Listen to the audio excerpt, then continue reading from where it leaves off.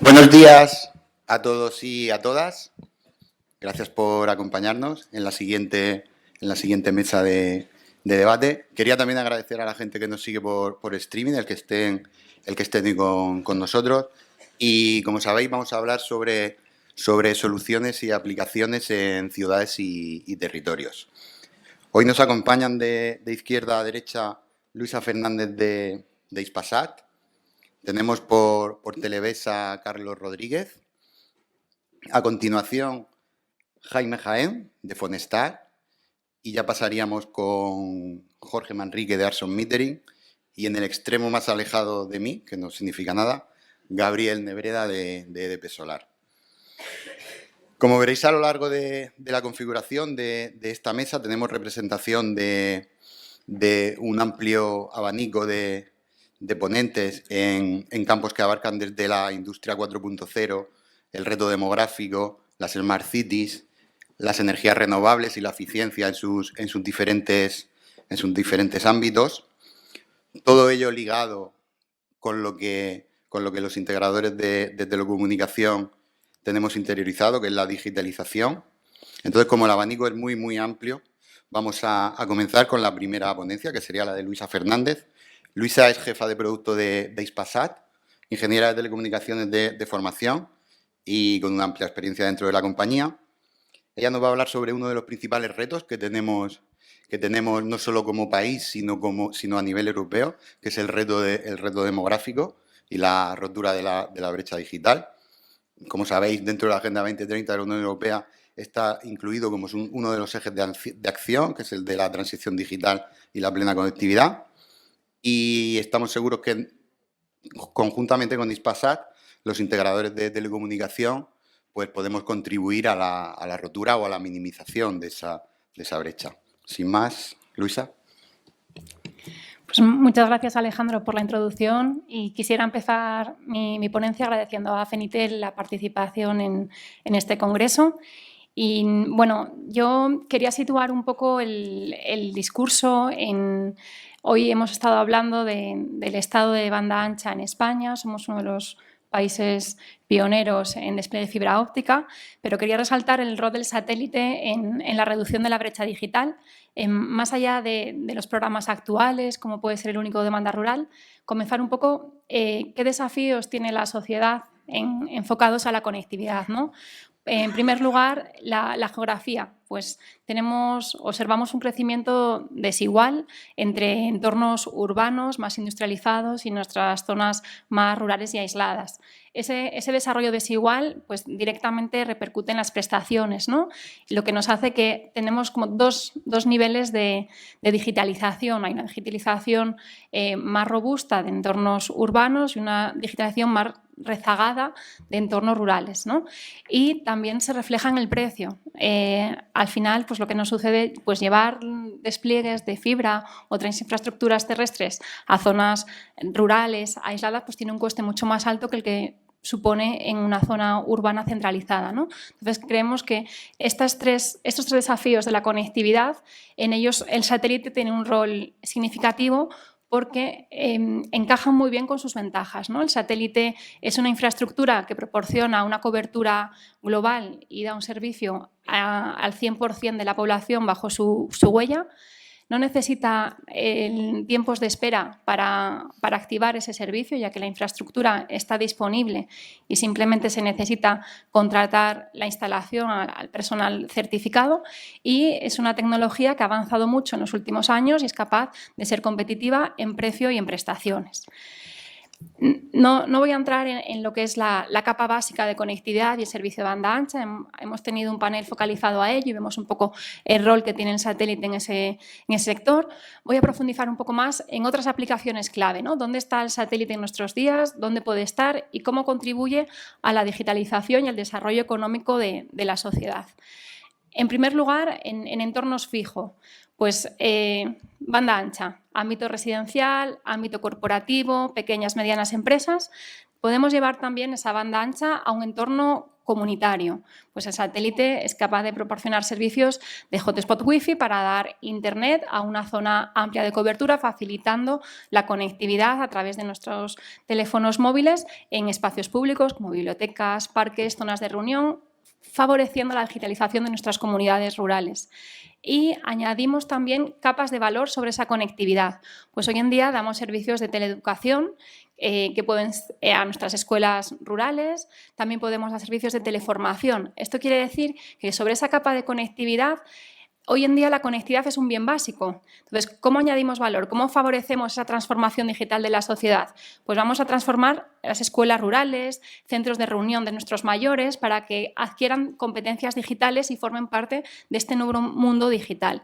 Y también promovemos soluciones de telemedicina para agilizar esa atención primaria en sanidad, ya que si vemos que nuestros entornos rurales están más despoblados, pues es una realidad que al haber poca población, pues tampoco tenemos muchas infraestructuras sanitarias próximas, ¿no? Entonces, si habilitamos un servicio de manera que remotamente se pueda tener una conexión a un centro especializado, vamos más allá de disponer de una aplicación web o una videollamada para tener una sesión con un doctor, sino que habilitamos en un espacio público un sistema con periféricos médicos, que pueden ser electroscopios, un pulsómetro, un dermatoscopio, para que a través de una asistencia técnica, es un equipo muy sencillo que se conecta, cada periférico se conecta vía USB a un equipo informático, se establece una videollamada y el especialista que está ubicado en la gran ciudad puede dar una asistencia a una persona ubicada en el pueblo, en una aldea, que de esta forma, en lugar de esperar en listas de espera pues relativamente amplias, pues facilitas esa atención primaria a la sociedad, ¿no? Entonces, estas aplicaciones clave, digamos que están focalizadas a un entorno más desarrollo social de nuestra población para el asentamiento rural y combatir esa despoblación, ¿no? Desde diferentes ámbitos. El satélite está en todas partes. Cuando hablamos de aplicaciones y movilidad por satélite, cuando cogemos un avión y tenemos un servicio de Wi-Fi, pues tenemos el Wi-Fi gracias a que hay una conexión por satélite, ¿no? Porque si no, no podríamos establecer una conectividad en esos entornos.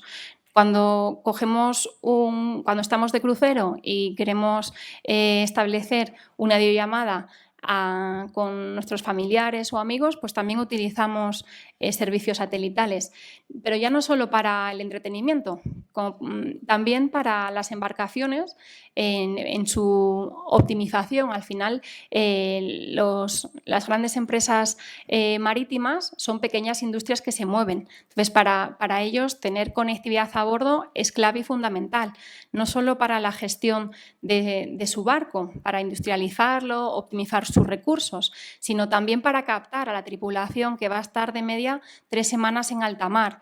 En lo que sucede hoy en día, y los capitanes de estas embarcaciones nos trasladan, es que el tener conectividad es un barco, es necesario para poder captar ese talento en los barcos, ¿no? Porque son personas que van a estar desconectadas si no hubiera este tipo de servicios de sus familias y su entorno más de 3 semanas de media. Entonces, bueno, pues lo que quería trasladaros es que el satélite está en todas partes, no solo como un entretenimiento, sino como una optimización y gestión industrial de los recursos, ¿no? Por mar, por tierra. Hoy en día damos, a través de Telefónica, damos servicio de conectividad a más de 80 trenes AVE en España, y también por aire. La mayoría de las flotas aéreas están incorporando servicios de conectividad a bordo, como sabéis, como usuarios, ¿no?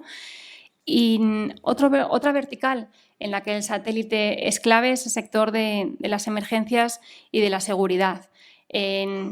En el ecosistema que tenemos a nivel mundial está claro que la seguridad es cada vez más importante y es algo que nuestros gobiernos, administraciones públicas son conscientes, ¿no? El satélite tiene un rol en esas comunicaciones que se establecen fundamental, cuando sucede una catástrofe o una situación de emergencia, necesitas una infraestructura con una disponibilidad muy alta. Estamos hablando que el satélite tiene disponibilidades de más del 95% y que sea robusta, fiable y reactiva en un tiempo mínimo. Y para eso está el satélite, ¿no?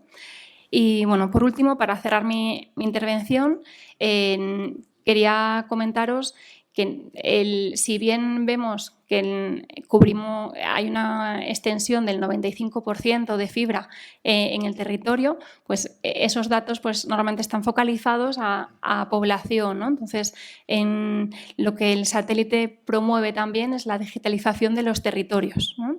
Su huella es homogénea, entonces, bueno, pues sobre todo el territorio va a cubrir tanto a las zonas donde hay población como a nuestros campos, como a nuestro ganado, como a nuestras reservas naturales. Y con esto se abre la digitalización de las cosas, todo el mundo del IoT y un paradigma presente y futuro en el que las oportunidades son infinitas y para ello pues, el disponer de un servicio de conectividad al que se le añade una infraestructura que amplía a través de una gateway LoRa ese ámbito de cobertura, se despliegan sensores que adquieren las métricas que se necesitan, porque aquí la necesidad de un agricultor no es la misma que la de un ganadero, que la misma que de un protector forestal, ¿no? Al final siempre hay una solución para cada caso y el satélite está ahí también, ¿no? El satélite también está en la gestión optimizada de los municipios rurales. Nosotros tenemos proyectos con municipios rurales para todo lo que es la gestión de sus recursos, todo lo que es la recogida de basuras, optimización del alumbrado, gestión de calidad del aire, que hemos visto importante para el entorno de COVID, y también para proteger y monitorizar nuestras reservas naturales, ¿no? A través de sensores que nos permiten una vigilancia continua del estado de nuestros parques naturales para prevenir futuros incendios y, en el caso en el que este se produzca, ayudar a nuestros equipos de extinción a definir la estrategia más adecuada de extinción de los mismos, ¿no? Entonces, bueno, yo lo que quería mostraros es un poco el abanico de soluciones en las que el satélite está presente para que, además de la conectividad, que hoy ya es un hecho y si es necesario, pues cómo añadimos valor sobre esa conectividad para, entre todos, conseguir esa digitalización y ese desarrollo económico asociado al mundo digital.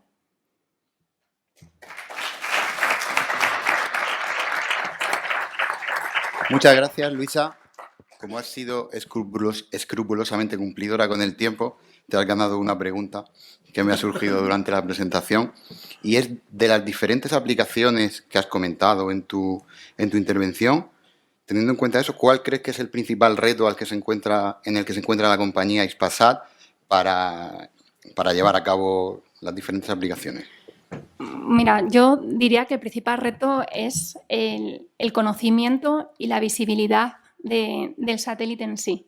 O sea, yo creo que en el sector somos el gran desconocido en todo lo referido a conectividad. Es cierto que tenemos una trayectoria y una visibilidad en todo lo que son servicios audiovisuales. Entonces, rápidamente dices satélite y piensas, vale, sí, el Canal Plus. Pero hoy es mucho más que eso, ¿no? Ha evolucionado mucho y estamos presentes, aunque no lo sepamos, en muchas cosas. Y yo creo que el principal reto a la hora de conseguir y desplegar este tipo de soluciones es que realmente los usuarios o los potenciales usuarios sepan que esto existe. Muy bien, muchas gracias, Luisa. Pues pasamos a la siguiente presentación, que va a ser llevada a cabo por Carlos Rodríguez Suárez. Carlos es ingeniero de telecomunicación y director de estrategia de la compañía Televes y forma parte de la compañía desde hace 14 años, si no me falla la información. Viene a hablarnos hoy sobre soluciones y aplicaciones en nuestras ciudades. Y este es sin duda un tema muy interesante para los instaladores, integradores de telecomunicación, no solo por lo que tiene de futuro, sino por lo que tiene de presente. Por lo que, si te parece, te cedo la palabra. Perfectamente. Buenos días a todos. Gracias, Alejandro, por la introducción. Agradecer también a Gonzalo, a Fernando, que Fenitel nos haya invitado un año más. La verdad es que es un placer estar aquí y poder compartir nuestra visión. Bueno, para todos aquellos que no nos conocéis, permitidme una breve introducción. Televés es una multinacional con sede tecnológica en España, en Santiago de Compostela, que llevamos más de 65 años en el mercado.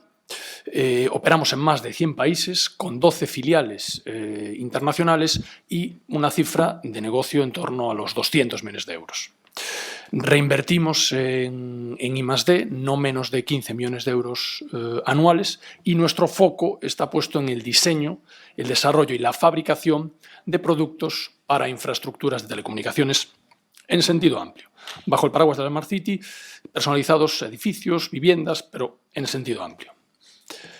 Bien, cuando escuchaba hoy por la mañana a la secretaria, a Veracruz, la verdad es que ella en reiteradas ocasiones habló de la transformación digital, ¿no?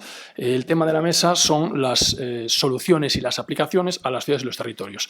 Bueno, pues ¿cómo traslada Televés esa transformación digital a las ciudades y los territorios? Nosotros queremos poner el foco en el ciudadano. Queremos poner el foco en el ciudadano y consideramos que cuando se produce el acercamiento de los datos al ciudadano a través de la tecnología, entonces se produce la transformación digital. Y para nosotros el ciudadano, luego lo veremos en los diferentes sectores, es el peatón que circula por una vía iluminada, es el ocupante de un edificio, el paciente de una residencia, el huésped de un hotel y, ¿por qué no?, el instalador que hace una instalación en una vivienda o el patrón que atraca su barco en puerto. Bien, el hilo conductor dentro de las 4 tecnologías base que podemos citar de la transformación digital, podríamos hablar de inteligencia artificial generativa, por supuesto, cloud computing, machine learning, pero el hilo conductor al final es el Internet de las cosas, ¿no?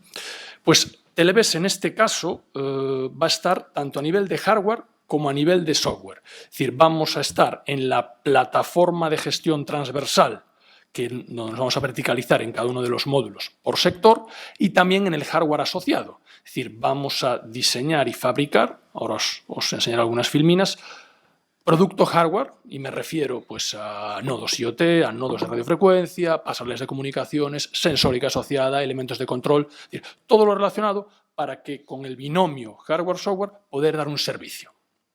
Bien. Bajo el paraguas de la Smart City, ¿en qué sectores estamos trabajando? He traído aquí 6, los más representativos. El sector sociosanitario, ¿vale?, que nos da la posibilidad de dar un servicio de teleasistencia residencial. Hablamos aquí de infraestructura en hospitales, residencias, hogares. El sector marítimo, gestión de suministros en los puertos y en las marinas. Hablamos aquí de agua, electricidad, internet. Por supuesto, el hotel conectado, con una comunicación integral. Aquí lo voy a dividir en 2 vertientes. Una primera centrada en lo que son los accesos, la monitorización y el control del propio hotel, y otra en mejorar el confort y la experiencia del huésped. Por supuesto, y ahora mesas específicas, el edificio conectado, con la gestión de la infraestructura en edificios y viviendas. Aquí hablamos pues, de accesos, seguridad, energía, agua, clima. En la iluminación, para poder ofrecer un servicio de telegestión en el alumbrado público, ya es conocido, y cada vez más en auge en el sector privado también.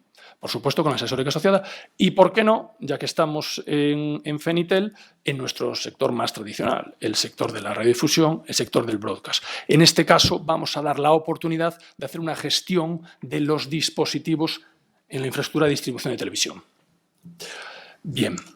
A nivel de software, nosotros vamos a hacer la gestión de todas estas arquitecturas con una plataforma propia, ¿vale?, cuyo nombre es Aurant, que, como podéis ver en la filmina, va a poder hacer una gestión transversal de módulos independizados por sector. Es decir, tendremos una para el marítimo, una para el sanitario, una para el edificio conectado, turismo, distribución, etc., etc.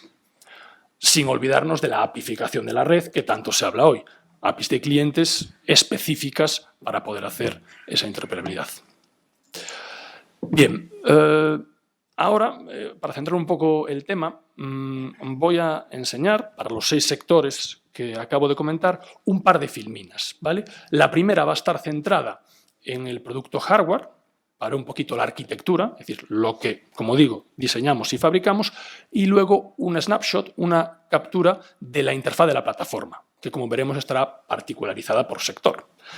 En el edificio conectado, pues aquí podemos ver nuestro nodo IoT, sensórica, comunicación con la pasarela y de ahí ya saltamos a la Smart City, ¿vale? Como digo, gestión de los subsistemas en edificios y viviendas.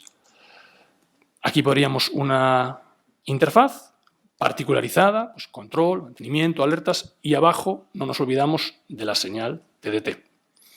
Si por el contrario estamos en el sector sociosanitario, la película cambia un poco. Aquí se trata, bueno, de monitorizar en tiempo real la actividad, el estado de salud, seguridad y confort de los pacientes, ¿vale? Bueno, ahí podéis ver la arquitectura, nuestra pasarela de comunicaciones y la sensórica asociada. La interfaz se va a centrar en este caso en darle valor a las alertas, al número de dispositivos conectados, a una geolocalización de esas residencias, etc., etc.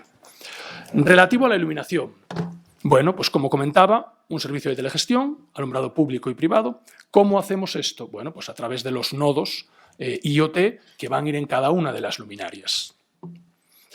Aquí os he traído un ejemplo de unos 2.000 puntos en donde hemos digitalizado en una zona costera el alumbrado, y a mayores de dar esa capacidad de alumbrado adaptativo, quiero hacer énfasis en ventajas del sistema de telegestión, porque ya no solamente es lo relacionado con que también el ahorro energético, menor consumo, reducción de la huella de carbono, sino entramos en juego lo que decía antes, las tecnologías base, con la analítica de datos, lo que podemos hacer con esos datos, esa inteligencia artificial generativa, ¿bien? Y evidentemente con todos los dispositivos de sensórica asociada para poder coger esa información. Y lo hacemos desde el hardware, es decir, este sería uno de nuestros múltiples nodos, lo que nos permite, bueno, pues poder hacer infinidad de casuísticas, conectorizaciones, protocolos de operador, de no operador, redes locales, remotas, etc., etc.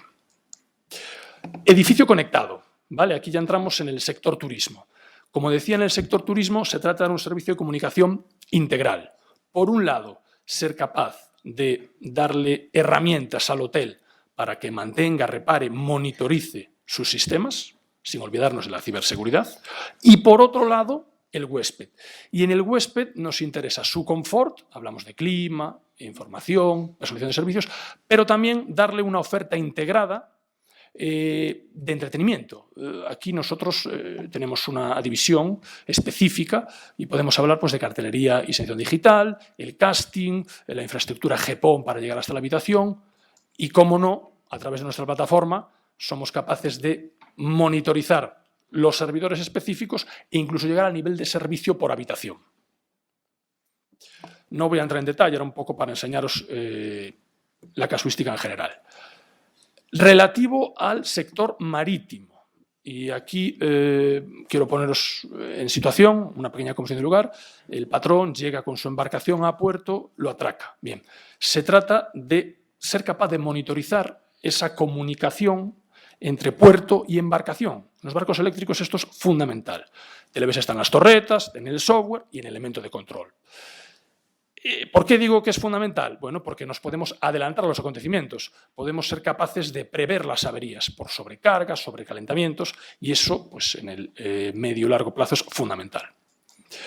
Aquí os he traído una captura de la plataforma, donde podemos ver, bueno, en un puerto, pues la monitorización en este caso y la sincronización de los suministros, ¿vale? Podemos ver ahí el agua y los sistemas monofásico y trifásico de electricidad. Y ya por último, en nuestro sector tradicional, no quiero terminar sin enseñar esta filmina, de la cual estamos muy orgullosos.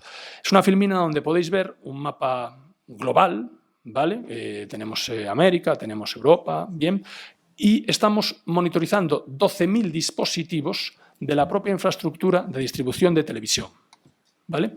Eso nos da un montón de posibilidades, es decir, por un lado podemos ver la geolocalización, es decir, ubicación, programación, identificación, parámetros, pero también nos abre una comunicación, un canal de comunicación con el instalador vía reactividad, notificaciones push, en donde el abanico es muy amplio. Podemos entrar en juego con soporte técnico, comercial, divulgativo, acciones formativas. Bien. Bueno, agradeceros la atención y espero que haya quedado un poquito más claro cómo nos adentramos en este mundo. Muchas gracias, Carlos. Si me permites el atrevimiento, me gustaría hacerte una pregunta. Has hablado en repetidas ocasiones del nodo IoT, Sí. que está presente en casi todas las ponencias, pero quería preguntarte tu opinión acerca de cómo consideras de avanzada que está la regulación de ese nodo y si crees que desde la Administración se debería incidir en ella para ir progresando. Vamos, yo creo que es fundamental. La última parte, lo de incidir en la Administración, es fundamental. Bueno, pues a nivel de normativa, el marco regulatorio, habrá después una mesa un poco más específica con uno de nuestros compañeros, pero bueno, evidentemente hay normativa internacional, como la normativa, la L1370 de la OIT. Tenemos normativa local también, a nivel de semántica, como la 178.204, a nivel de nodo, si no recuerdo mal, la 178.104, y también a nivel de plataforma en la Smart City, que creo que es la 108, ¿no? Pero bueno, es importante seguir incidiendo para poder realmente trasladar bueno, pues el artículo 55 de la Ley General de Telecomunicaciones a nuestra ley de infraestructuras comunes. Pero bueno, como digo, tenemos una ponencia específica y espero que nuestro compañero José Luis nos diga un poquito más dónde estamos, que ya puedo adelantar que hay avances. Muy bien, gracias, Carlos. Bien, pues pasamos a la siguiente ponencia. Tenemos con nosotros a Jaime Jaén de Fonestar. Jaime es director comercial y canal con ingenierías e integradores de telecomunicación.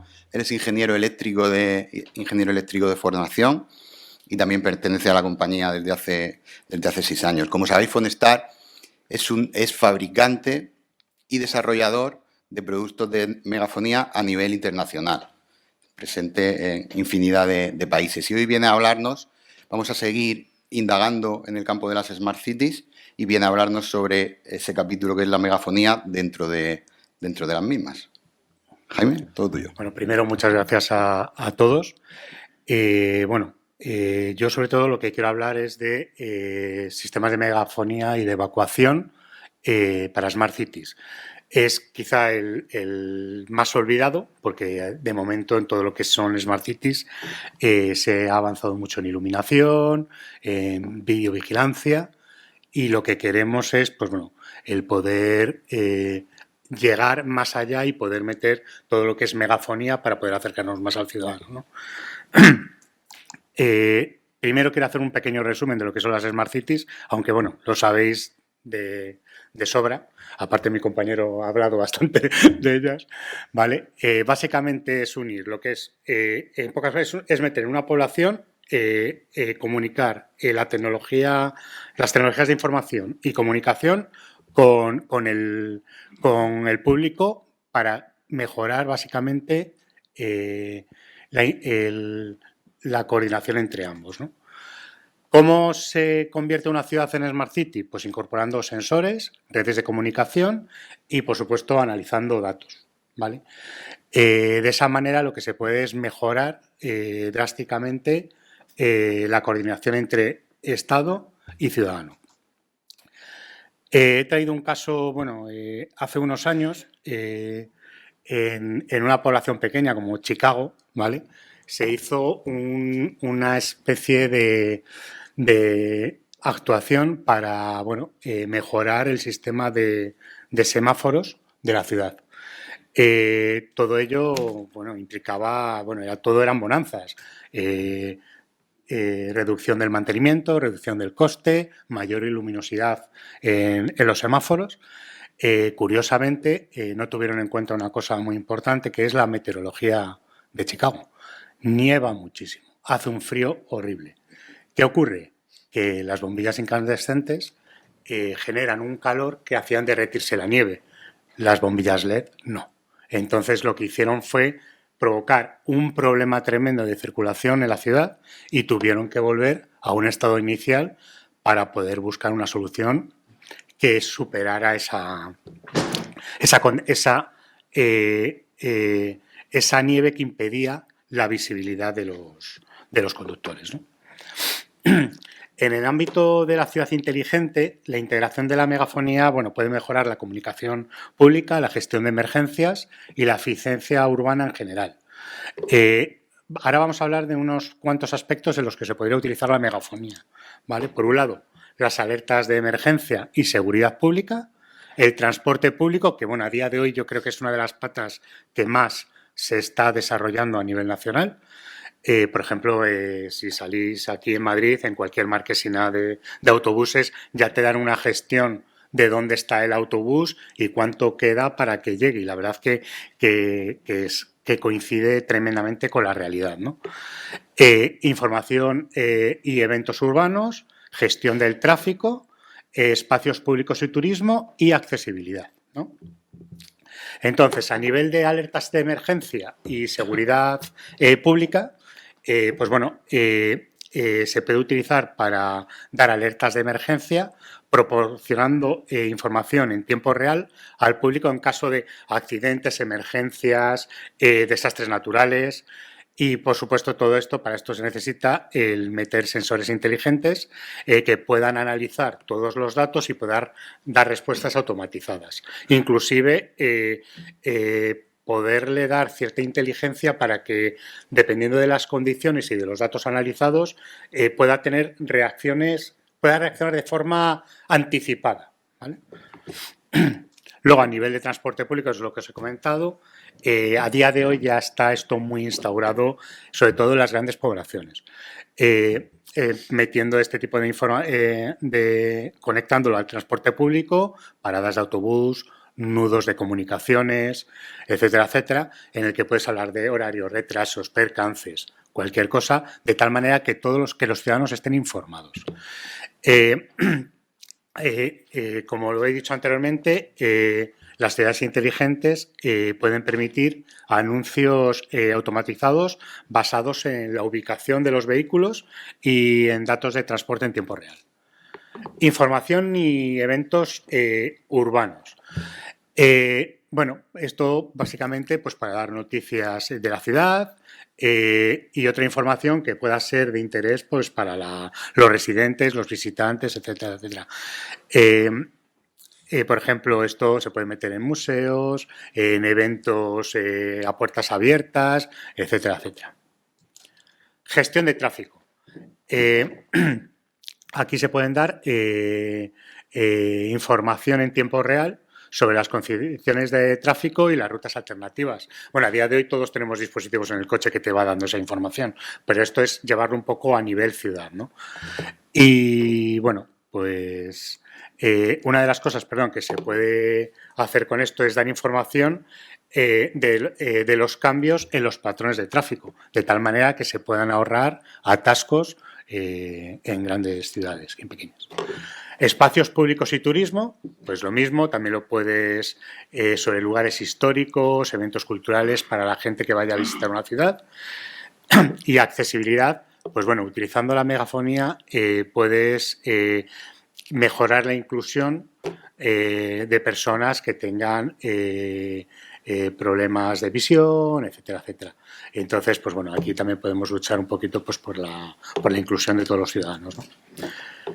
Bueno, cada día se reciben más consultas, me imagino que a todo el mundo, ¿vale? Porque vosotros como instaladores tendréis un contacto con los ayuntamientos bastante importante, en el cual pues os piden cosas que realmente es el comienzo de una Smart City. Porque alguien no empieza una Smart City atacando todos los palos. Van poco a poco. De hecho, por ejemplo, hace como un mes estuve en una exposición en la cual salió el Ayuntamiento de San Agustín de Guadalix, que han empezado a montar una Smart City básica, pero una Smart City, metiendo cámaras de seguridad para el tema del tráfico, sobre todo para que la gente no pueda acceder a zonas que no tienen autorizadas con el coche. Obviamente todo esto está centralizado en lo que es la policía local, ¿vale? Y también con el tema del alumbrado. Este es un paso. Estuve hablando con el responsable de toda la parte de comunicaciones del ayuntamiento y su idea es seguir avanzando y poder ir aumentando el número de sistemas gestionados desde un único punto. Ya han visto un ahorro increíble en costes. La inversión ha sido alta. Es verdad que han tenido ayudas por parte estatales, pero no suficientes. Y la verdad que para un ayuntamiento como San Agustín de Guadalix, que no es enorme, ha sido un sacrificio a nivel económico, pero al final han tomado la decisión y ya están viendo los beneficios que tiene. El siguiente paso, pues bueno, ya es el conectarse con la Guardia Civil, pues bueno, por temas de ver el tema de las matrículas, porque ahora mismo obviamente no tiene autorización la Policía Municipal pues para poder poner multas por infracciones de tráfico, ¿no? Entonces, también, bueno, lo que se busca aquí es que podamos identificar cuáles son las necesidades de los ayuntamientos y saber en qué momento tenemos que dar el paso a poder proponer el comienzo de una Smart City. ¿Vale? Aquí traigo un gráfico de lo que podría ser una Smart City, ¿vale? Todo esto es con un sistema IP, ¿vale? Audio por IP, y básicamente pues es que en farolas, paneles en el exterior se puedan poner tanto altavoces como sistemas que puedan meter por la red IP y por la fibra mensajes de alarma o lo que se quiera. Hace unos años nuestro departamento de I+D+I estuvo con una ingeniería del País Vasco analizando el montar un sistema de seguridad ciudadana en una población de allí, en el cual, bueno, lo que querían poner un sistema de megafonía para que en caso de violencia de género se pudiera actuar y dar mensajes tanto por pantallas que pudieran cambiar de los colores para que llamara la atención de la gente, como a través de la altavocía el poder avisar de que se estaba produciendo una agresión. ¿Vale? Y se avanzó bastante, lo que pasa que estoy hablando de hace 6 años y todavía esto no estaba muy avanzado, pero bueno, las posibilidades son infinitas. Y ya está, yo ya he terminado.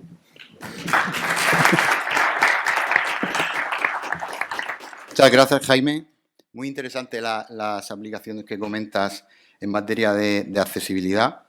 Nosotros desde FENITEL siempre hemos tenido la preocupación en ese campo y me ha gustado mucho. Simplemente quería comentar algo. Como tú bien has comentado, la competencia en la instalación de este tipo de instalaciones es municipal. Y quería preguntarte, es verdad que en otros ámbitos, como en el control de las ciudades con bajas emisiones, sí que hay una obligación normativa que te lleva a tener que implementar medidas, pero en este campo en el que, si no me equivoco, no la hay, ¿tú ves receptividad por parte de esa administración para hacer este tipo de actuaciones o todavía nos falta? A ver, todavía nos falta. Hay ayudas, pero todavía falta el dar un paso más. Entonces, pues bueno, me imagino con todo lo que estoy oyendo hoy que tarde o temprano se va a coger las riendas, pero aún falta mucho. Y mucho desconocimiento, eso también es verdad. Creo que se debería informar mucho más a los ayuntamientos de incluso qué ayudas pueden recibir para que den ese paso. Muy bien, muchas gracias. Bien, pues pasamos a la siguiente presentación, que va a ser llevada a cabo por Jorge Manrique, de Arson Metering. Jorge es su director comercial y de proyectos.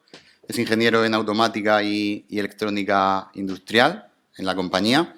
Y su compañía está especializada en la telelectura y la gestión eficiente del agua principalmente, también del gas.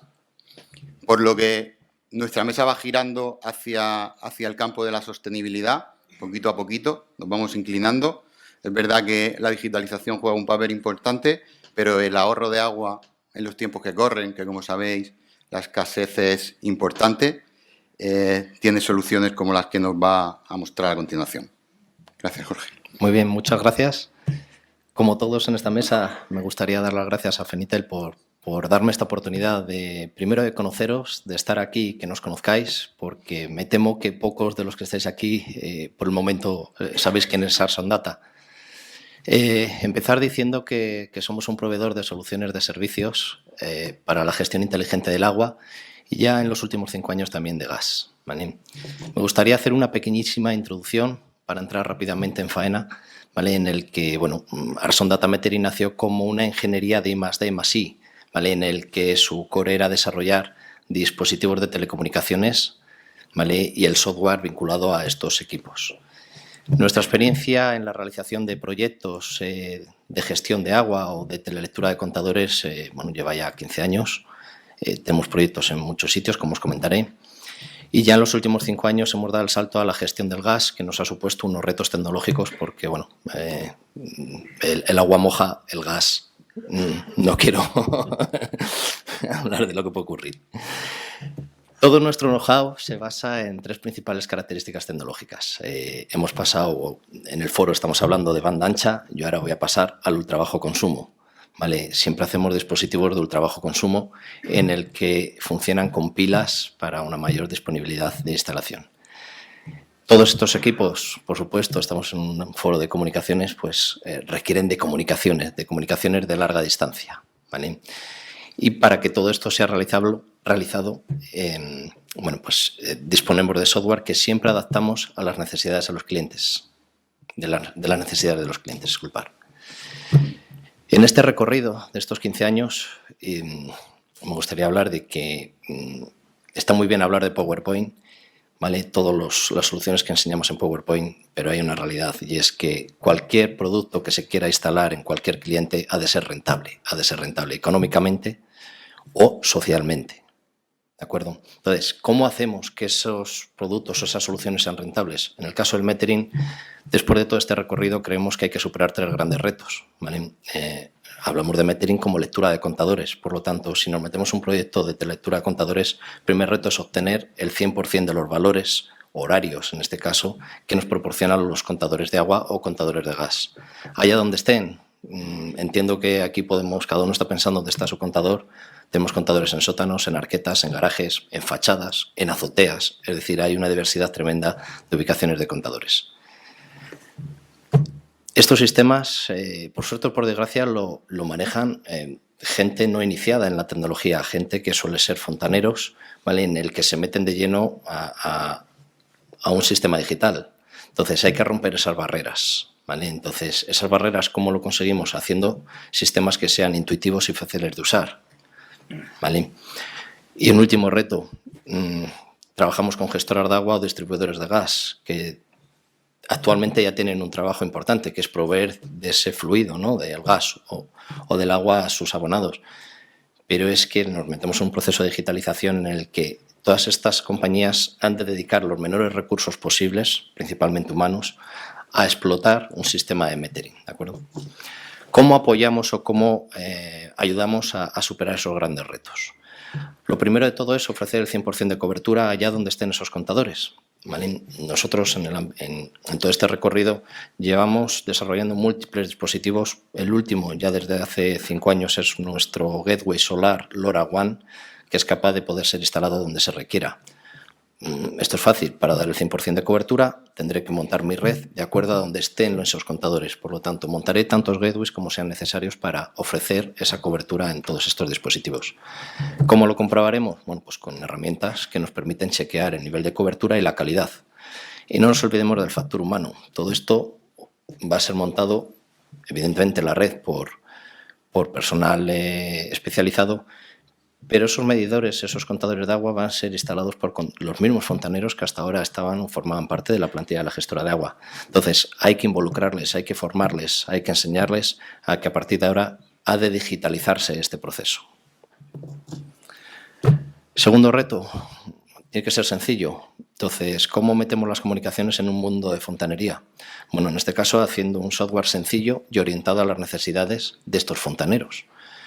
Tenemos un software que le llamamos Aquacity, GasCity para gas, fácil, ¿verdad? En el que hemos conseguido unir 2 funcionalidades claves, que es unir las comunicaciones con los datos de los contadores, unificar la misma información, hacer que la falta de comunicación sea un dato más a gestionar, ¿de acuerdo? Entonces, una plataforma sencilla que nos enseña toda la información. Una vez que esos datos entran a la plataforma, hay que empezar a analizarlos, para que sean rentables. ¿Cómo? Bueno, pues haciendo diferentes analíticas de comparativas entre sectores, entre diferentes tipos de contadores, entre diferentes tipos de consumidores, ¿vale? Diferentes fechas, es decir, tener capacidad de gestionar muchos millones de datos de una manera sencilla. Balance hidráulico, parece sencillo. Balance hidráulico es comparar el agua que se inyecta en un sector con el agua que sale hora a hora por cada contador que está en ese sector. Teóricamente, si no hay fugas, la suma de unos tiene que ser idéntico a otro. Bueno, pues tengo que anunciar que esto no es así. Por desgracia, hay mucho agua que se pierde en esto. Hablaremos luego de porcentajes. Las alarmas. Tenemos muchos millones de dispositivos que empiezan a generar información, no solo consumos horarios, sino analítica propia en el propio contador, generando alarmas de muchos tipos, alarmas de fuga, alarmas de flujos inversos, alarmas de fraude. Existe, poco, pero existe en este sector. Y todos estos datos los tenemos que enseñar de una manera sencilla. Una herramienta que tenemos muy fácil, es la que vemos aquí a la izquierda, es el mapa de calor dinámico, que nos muestra de una manera muy eficiente millones de datos de consumo horario sobre un mapa. Básicamente nos enseña aquello que hay exceso de consumo o defecto de consumo. El abonado, o en este caso el gestor de la red, puede detectar rápidamente si Pepe, que tiene una piscina en su casa, no tiene consumo, porque encima de su vivienda no tiene un punto rojo que determine que está llenando esa piscina. Rápidamente encontramos anomalías. Tercer reto, ¿cómo hacer que estas gestoras de agua, estas distribuidoras de gas, inviertan el menor recurso humano posible? Bueno, pues para ello tenemos un centro de control en el que intentamos apoyar todos los pasos de un despliegue de contadores o de telelectura, de proyectos de metering. Apoyamos a esos instaladores que no están acostumbrados a entrar en el mundo digital con cosas sencillas, es decir, somos cercanos, hablamos vía WhatsApp, hablamos vía teléfono, vía mail en otros casos, es decir, nos acercamos al terreno, ¿vale?, con el apoyo de nuestro personal, que además no solo se dedica a los instaladores, ha de mantener una red que se ha desplegado de gateways, que además está gestionado, que está alimentado con energía solar, que en días como hoy, bueno, dependiendo de la zona en la que nos encontremos de España, pues es crítica esa energía, ¿no? Si ocurren anomalías, tenemos que avisar. No podemos depender de que ese gestor esté al día. Tiene sus, perdón que lo diga así, marrones propios, en el que debemos ser ese tractor de la información. Debemos estar encima ayudando a notificar esas anomalías detectadas. ¿De acuerdo? ¿Cómo ayudamos? Bueno, hemos hablado de sostenibilidad, hay sequía, falta agua. Bueno, pues lo primero de todo es intentar reducir ese gasto de agua, mejor dicho, el mal gasto de agua. ¿De acuerdo? ¿Cómo? Pues detectando fugas en la red de distribución. Hay otras, digamos, utilidades o maneras de reducir agua, como el ajuste de presión en la red, de acuerdo al consumo real y no a lo que la gestora pensaba que era su consumo, ¿no?, porque solo medía el contador principal de ese sector. O eliminando agua no registrada. La agua no registrada es tan sencillo como que hay agua que, pese a que pasa por ciertos contadores, no se registra por diferentes motivos, ¿vale? Para que esto sea rentable, le tenemos que ayudar a ese gestor a incrementar la facturación legítima, ¿de acuerdo? Entonces, ¿cómo? Reduciendo el subcontaje, ajustando los tamaños de los contadores al consumo real de las viviendas o de las industrias, ¿vale? Evidentemente localizando en fraudes, pero como os digo, por suerte, no es el mayor de los problemas, ¿vale? Y nuevamente ajustando las presiones de red para aumentar la facturación. Pues, ¿por qué no? Si hay abonados que abren el grifo, cuando realmente abren el grifo, pues que gasten un poquitín más de agua. Por último punto, me da miedo hablar de este punto porque suena a amenaza, ¿no? Mejoramos la seguridad. Intoxicar una red pública es muy sencillo, es decir, cualquiera desde su vivienda puede coger e inyectar agua no regulada a la red. Es decir, con la instalación de medidores inteligentes somos capaces de detectar en cuasi tiempo real, ¿vale?, estas causas, ¿vale? En este recorrido, en estos 15 años, bueno, el crecimiento de contadores gestionados ha crecido enormemente. Hoy por hoy podemos decir que somos una de las soluciones más instauradas a nivel mundial, con casi superando los 400.000 contadores de agua gestionados. Y como todo, no se monta todo el primer día. Es decir, un proyecto va creciendo municipio en el que entramos tenemos que demostrar que somos rentables. Por lo tanto, se montará un sector y nuevamente el municipio verá que es rentable y seguiremos creciendo. Entiendo que todos jugamos a lo mismo, hay que demostrar y luego vender. ¿De acuerdo? Entonces, principalmente es empezar para demostrar que esto es rentable para la empresa y sobre todo para la ciudadanía. Disponemos de más de 1000 gateways solares hoy por hoy LoRaWAN instalados en todos nuestros proyectos, en el que estamos no solo en España, por suerte ya, estamos también en Italia, en Francia, en Grecia, en Latinoamérica y espero que pronto pueda decir otros países. ¿Vale? Hemos detectado miles de fugas. Ayer mismo revisaba un poquitín qué se ha hecho este mes de noviembre en el centro control y como dato, por ponernos en situación, solo en el mes de noviembre se han avisado a diferentes gestoras de 4000 fugas en las viviendas. Me centro solo en viviendas, industria es otro cantar. Esas 4000 fugas, ¿vale? Una fuga en una vivienda, para que os pongáis en situación, es pequeñita, una fuga en una cisterna prácticamente imperceptible, ¿vale? Rondan los 15 litros hora. 15 litros hora suena poco, ¿vale? Pero si sumamos las 4000 fugas, equivalen a más de 10 millones de litros a la semana de fuga o de agua que se está desperdiciando. Pongámoslo en situación, son 4 piscinas olímpicas en una semana. Eso es lo que es la función de nuestro centro control, intentar hacer que muchas de estas fugas sean reparables. Por desgracia, todas no son así. Gente que tiene fuga en su vivienda y no la localiza, pero otras muchas sí. Ayudamos a reducir ese gasto. Con la gestión analítica de los datos, no solo avisamos de las fugas, digamos, aguas abajo del contador, sino que también somos capaces de detectar fugas en la red de distribución. Una vez que detectamos las diferentes informaciones que nos proporcionan los contadores y diferentes alarmas con su temporalidad, somos capaces de avisar de roturas en la propia red de distribución que ni siquiera la gestora de agua ha detectado. ¿Vale? Ya llevamos, por desgracia, más de 100 avisos solo en los últimos 2 años. Hasta aquí, espero haber sido breve.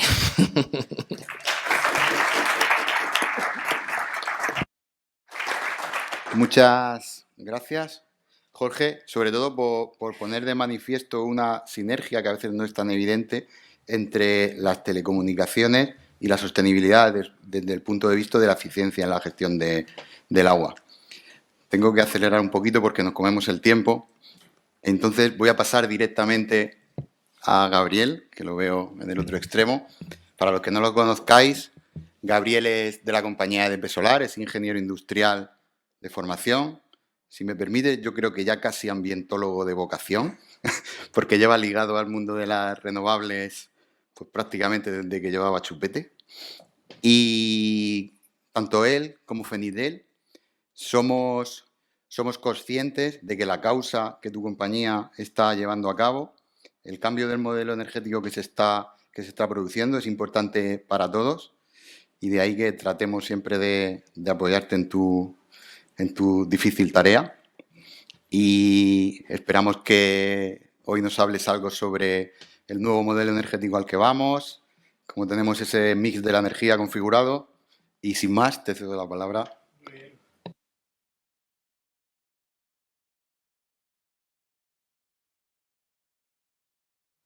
La que se oía bien, tenía buena acústica. Pues me uno al agradecimiento, especialmente agradezco a este moderador que es fantástico, con quien además coincidí el año pasado. Habéis visto que es un lujo de moderador. Agradecer a Fernando y bueno, a todo Fenitel por esta invitación, ¿no?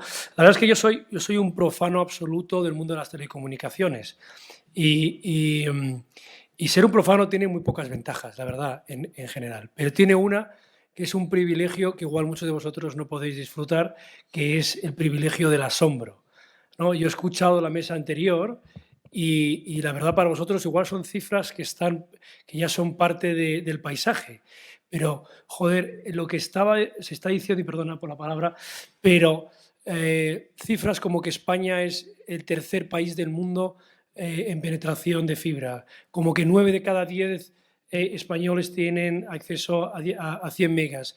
El poder que tenemos en España también tecnológico en la parte de satélites. O sea, yo creo que vosotros estáis acostumbrados, ¿no? Pero no hay muchos sectores en España que puedan decir lo que se ha dicho en la mesa anterior, ¿no? Entonces, yo creo que es algo, como decía aquel, de sentirse orgulloso, y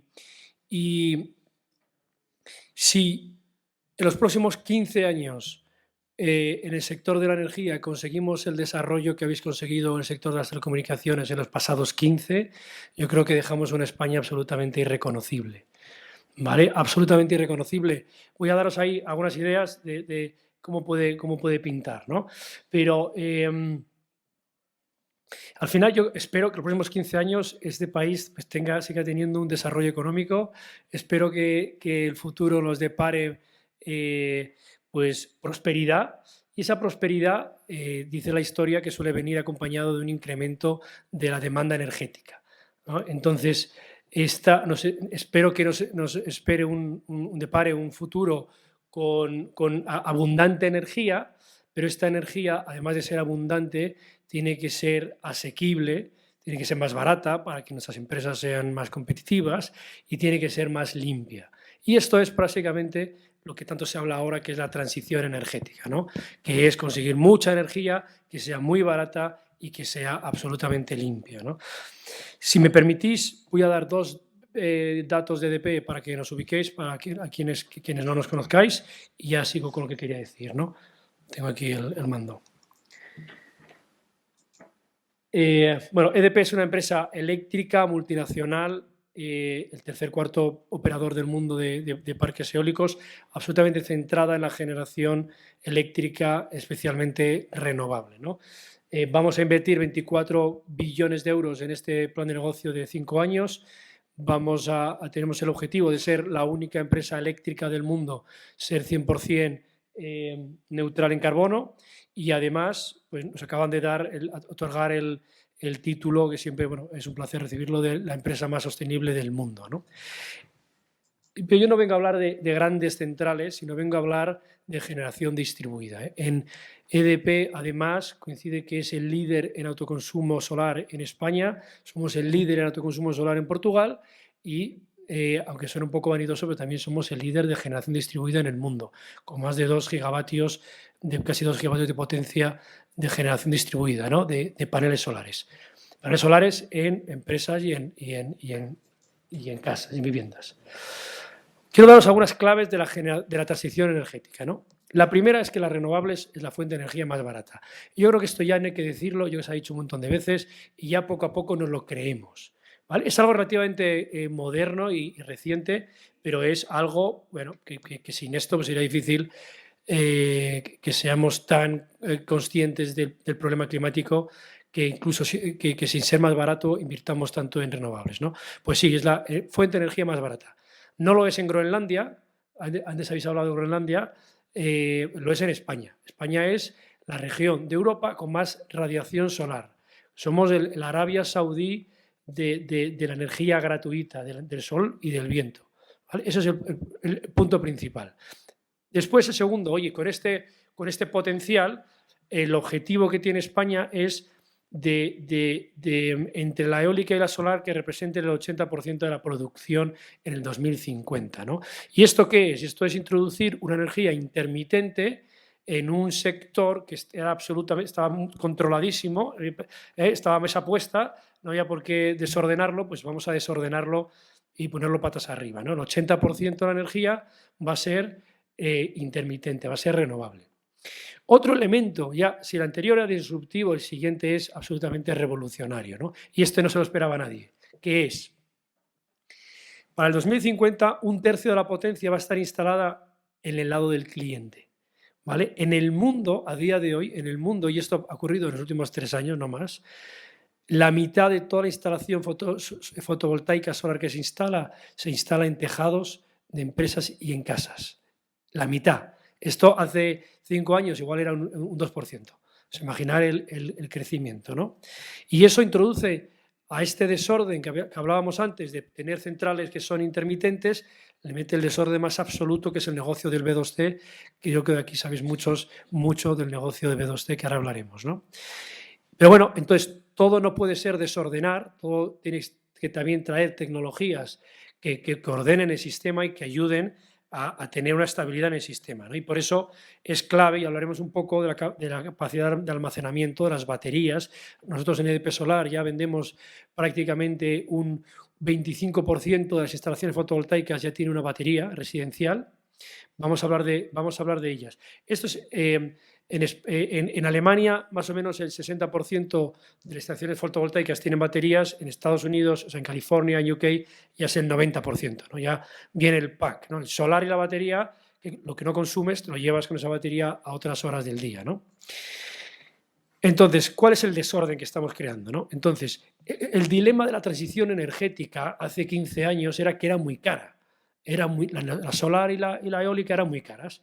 Entonces, era solo a base de empujones regulatorios y subvenciones y empujes políticos, ¿no? Eso ya está fuera del mapa, ¿vale? Es la energía más barata que existe. Ahora tenemos otros desafíos. Ok, si vamos a meter un 80% de la generación que va a ser intermitente, porque el sistema, lo sabéis muchos eléctricos, es un elemento muy inestable. Es decir, tú tienes que en todo momento, más o menos en todas las zonas de España o del mundo, tienes que cuadrar lo que se consume con lo que se genera, ¿no? Entonces, bueno, pues oye, hemos estado 100 años con una demanda que hace lo que le da la gana, por supuesto, y enciende y apaga la luz y tal, lo que cuando quiera, ¿vale? Y es más o menos predecible, ¿no? No, joder, más o menos por la noche dormimos, nos levantamos, más o menos es predecible la demanda, pero es ingestionable, ¿no? Hace lo que le da la gana, salvo algunas grandes empresas. Por otro lado, teníamos las grandes centrales, que son previsibles y además se regulan bien, son el gas, tenemos la hídrica, ¿no? Pero de repente metemos 80% de algo que es ingestionable, que es el tiempo, el sol, el viento. Entonces, introduces una tensión en el sistema que hace que sea muy complicado a gestionar, que el que consume cuando le da la gana y el que produce cuando le da la gana coincidan, ¿vale? Entonces, eso es lo que se llama el gap de flexibilidad. Hay un problema que nos falta flexibilidad en el sistema. Entonces, ha aparecido como el séptimo de caballería, han aparecido el nuevo héroe de la transición energética, que es las familias y que son las pequeñas empresas, que eran elementos absolutamente despreciables en el sentido de que no contribuían nada más que encender y apagar la luz, ¿no? No se les podía pedir nada ni podían contribuir en nada, ¿no? Y ahora el papel de la generación distribuida, como decía antes, ya es la mitad de toda la potencia solar en el mundo que se instala el año pasado, y eso solo va a crecer, ¿no? Entonces esto o le metemos un poco de orden o ayudamos todos al sistema o lo hundimos, ¿no? Eso yo creo que no hay duda, ¿no? Con las cifras que estamos hablando. Entonces, esta es la foto de la nueva central eléctrica. Esto es una central eléctrica, ¿vale? Nosotros en EDP montamos más de 10.000 instalaciones de estas al año en España y 30.000 en Portugal. Os voy a dar algunas cifras, ¿vale? Porque el tema de los megavatios es algo que siempre la gente, cuando lo escucha, se le apagan los oídos, ¿no? Entonces, esta casa, que es un chalet, más o menos consume entre 4 y 6 megavatios hora, ¿vale? Más o menos. Pongamos 5 megavatios hora, ¿vale? Y esta familia, oye, que está comprometida y que además pues, que tiene la visión de querer contribuir a la transición energética y además sabe que contribuir en la transición energética además le hace ahorrar dinero, pues se compra un coche eléctrico. Un coche eléctrico que más o menos le va a contribuir, si la casa consumía 4, el coche consume 2 megavatios hora al año, más o menos. Ya son, bueno, hemos dicho 5, venga, pues son 2 y 5, 7. Y además hace cálculos y se da cuenta que si quita la caldera y pone una aerotermia, que ya es el siguiente nivel, ahí están los más adelantados, ¿no? Lo que haremos todos a partir del 2029 por ahí, pues esta familia lo está haciendo ahora, ¿no? Las calderas se van a prohibir poner nuevas, en Europa ya las fija para el 2026, pero bueno, lo que nos aguanten, ¿no? Oye, y esta se la pone ahora, pues más o menos la aerotermia le va a consumir pues unos 4 megavatios, más o menos, ¿no? Pues son 5 y 2, 7 y 4, 11 megavatios hora al año que va a consumir esta familia, ¿vale? Oye, entonces, vamos a pensar, ¿cuántos paneles necesita?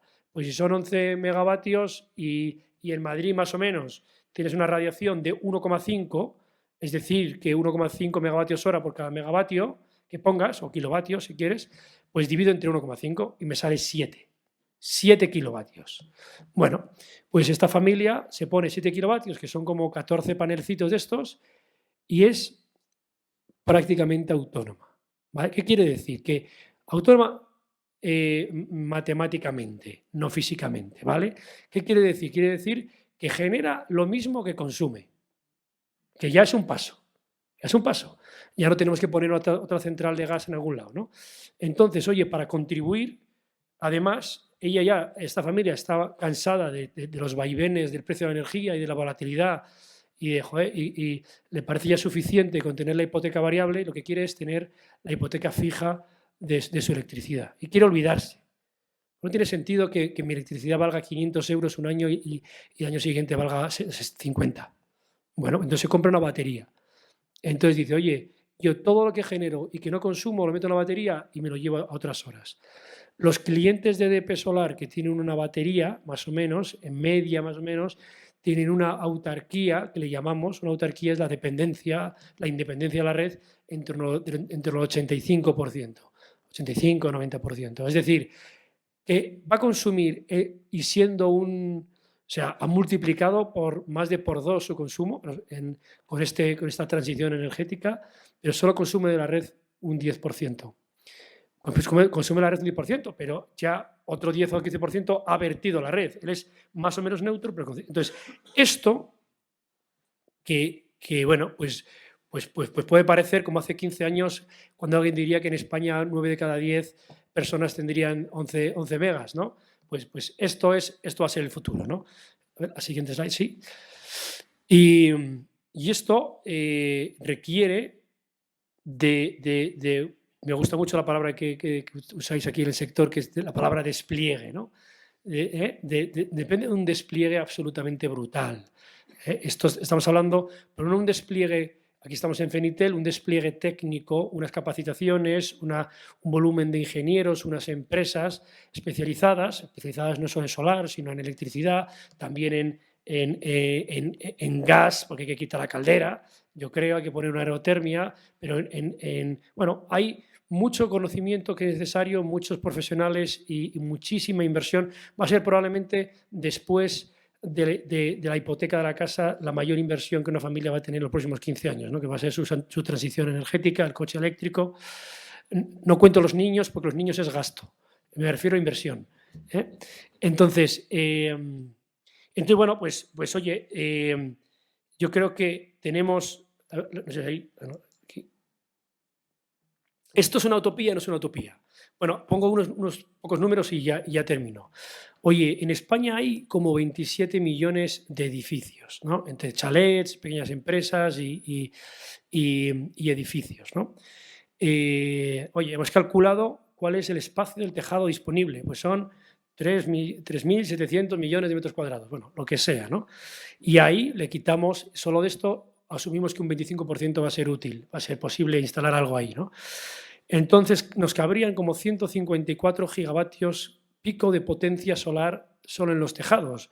Esto podría generar en este mundo utópico, que vosotros ya te digo que estáis acostumbrados a él, el mundo de las telecomunicaciones, pero en la energía soñamos, un mundo utópico, estamos hablando que las ciudades, perdona, hablando de IoT, me he puesto ahí un cacharro que cuando llama al telefonillo me suena al teléfono. Es una maravilla, pero tiene estos sustos.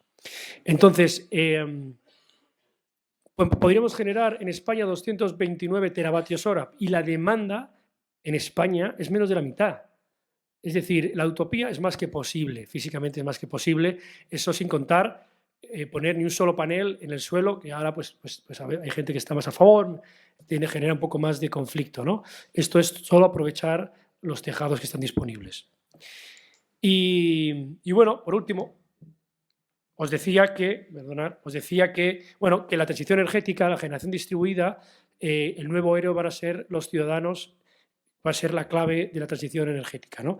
Y aquí, bueno, decir ya para cerrar, que tenemos, yo creo que 15 años apasionantes por delante, 15 años que no van a ser rectos, ni que van a ser cuesta abajo, van a ser pues bastante desafiantes, complejos, muy caros, porque aquí hay que meterle mucha inversión, pero esto tiene que traer muchos ahorros, va a tener mucha eficiencia y esto se trata de tener prosperidad, se trata de tener crecimiento económico, pero tener un futuro sostenible, ¿no? Y que esto no nos lo estemos cargando, ¿no? Sino todo lo contrario, lo estemos arreglando. Y si los próximos 15 años, como digo, hacemos las cosas tan bien como habéis hecho vosotros los pasados 15, yo creo que lo tenemos hecho. Muchas gracias.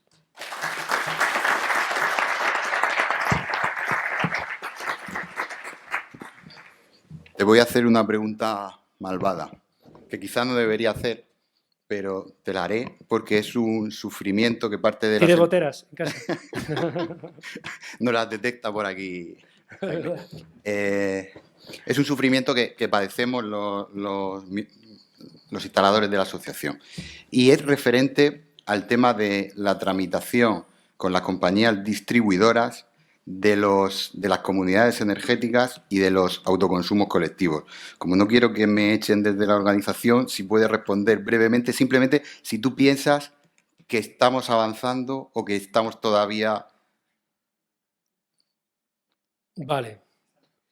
Esa es probablemente, a ver, yo creo que España en los últimos 2 o 3 años ha tenido un desarrollo importante de la nada prácticamente. Algo que hemos instalado en fotovoltaica en tejados lo hemos hecho muy bien. Hay que decirlo, fuera de política, no hubiera sido posible si la regulación esta anterior de 244 no se hubiera puesto en marcha. Esas cosas hay que decir como son, ¿no? Fuera de partidismos ni nada, ¿no? Ahora, esa regulación yo creo que abrió una tubería que no tenía, o sea, una válvula que no tenía tubería, ¿vale? Entonces, que fue algo extremadamente complejo y sofisticado, que son, joder, ya no solo eres una central en tu casa, ya no solo lo que autogeneras te lo reconoce la distribuidora y tu comercializadora instantáneamente y lo que te sobra lo vendes, sino que además tienes que compartir entre tus vecinos, o sea, es la repera, o sea, era el triple tirabuzón. Había que tirarse a la piscina. Yo creo que han hecho bien en tirarse a la piscina, pasa que la piscina no tenía agua. ¿Y qué quiere decir agua? Pues el agua es los desarrollos tecnológicos de la repera que se necesita en el sistema para que eso sea así. Entonces, a ver, los desarrollos, y os sabéis vosotros muy bien, los desarrollos tecnológicos se avanzan a empujones, ¿no? A veces políticos empujan un sector y el sector se pega una bofetada, pero ha acelerado 5 años de esa bofetada, ¿no?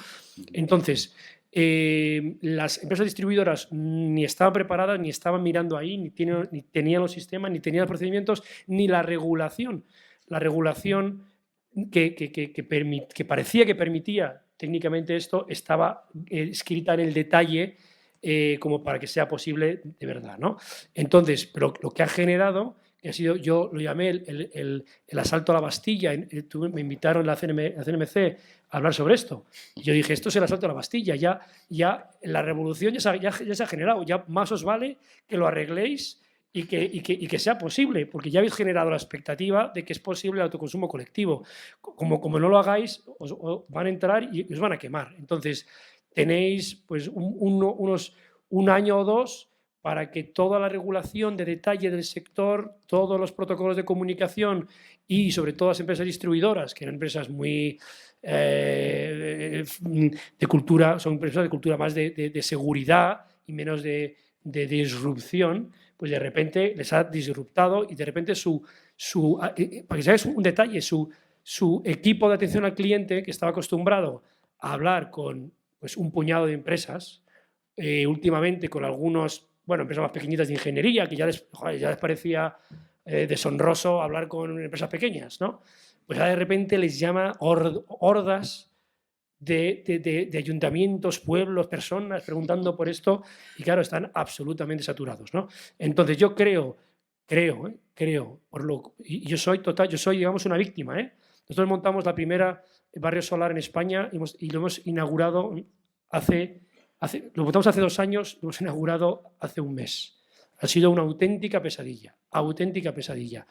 Pero, bueno, es que la disrupción el pionero tiene que sufrir, ¿no? Y pensar que esto va a ser de rositas, no, que vas a cambiar el mundo a base de burócratas, no, hay que romper algún huevo, ¿no? Entonces, yo creo sinceramente que las distribuidoras se han asustado, han visto algo las orejas al lobo y creo que se están poniendo las pilas. Es un tema extremadamente complejo, igual nos hemos adelantado 5 años ahí, Deberíamos primero montar 5 millones de instalaciones fotovoltaicas en casas antes de ir ahí, pero bueno, se ha abierto ese grifo, hay que poner una tubería y yo soy optimista que en los próximos 2 años va a mejorar bastante. Me quedo con el mensaje positivo, Gabriel. Gracias. Y muchas gracias a todos por vuestras intervenciones. Cerramos la mesa.